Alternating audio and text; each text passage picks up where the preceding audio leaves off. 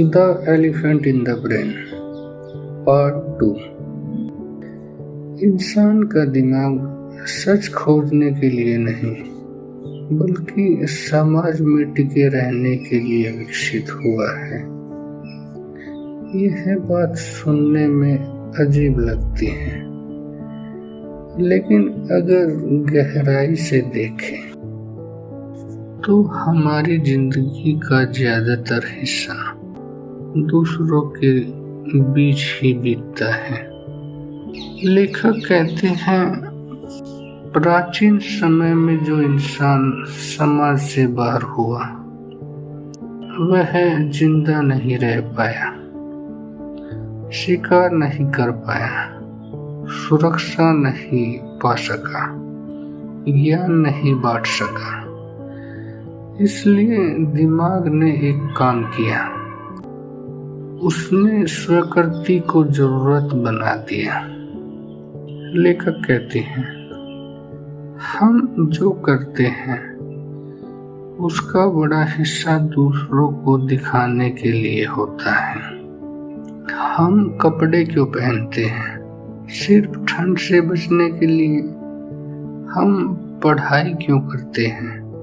सिर्फ ज्ञान के लिए। हम नैतिक क्यों बनते हैं? सिर्फ अच्छाई के लिए। लेखक कहते हैं, इन सब के पीछे सामाजिक संकेत छुपा है। दूसरों को यह बताना कि मैं समझदार हूँ, मैं भरोसे के लायक हूँ, मैं इस समूह के योग्य हूँ। यह संकेत शब्दों से नहीं व्यवहार से जाते हैं। दान करना, ईमानदार दिखना, कठिन मेहनत दिखाना, यह सब संकेत है। लेखक कहते हैं, मान लो कोई व्यक्ति बहुत कठिन परीक्षा पास करता है। वह कहता है, मैंने ज्ञान के लिए पढ़ाई की। लेकिन लेखक इशारा करते हैं, असल में यह भी एक संकेत है। मैं अनुशासित हूँ, मैं स्मार्ट हूँ, मुझे गंभीरता से लिया जाए। पर संकेत सामाजिक पूंजी बन जाता है। रोबिन हसन कहते हैं,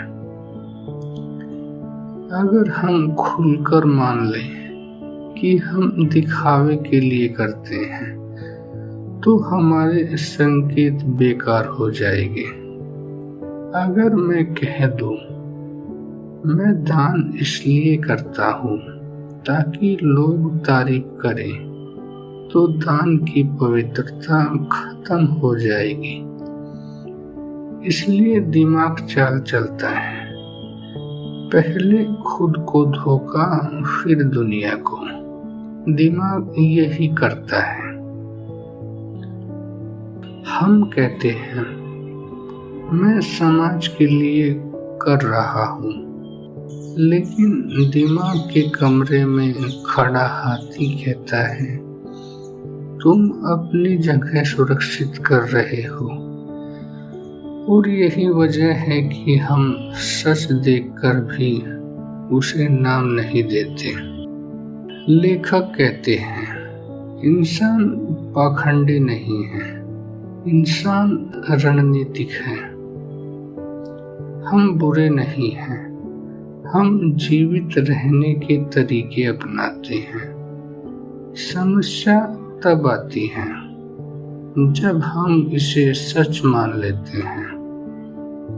अगर हमारे अच्छे काम भी संकेत देने का तरीका है तो सवाल यह है नहीं क्या हम झूठे हैं, सवाल यह है क्या हम कभी संकेतों से मुक्त होकर जी सकते हैं। लेखक कहते हैं, इंसान ने समाज के लिए दिमाग बनाया और दिमाग ने इंसान को अभिनय सिखा दिया। धन्यवाद। मेरा नाम है हरीश। आप सुन रहे थे फिलोसफी विद हैरी।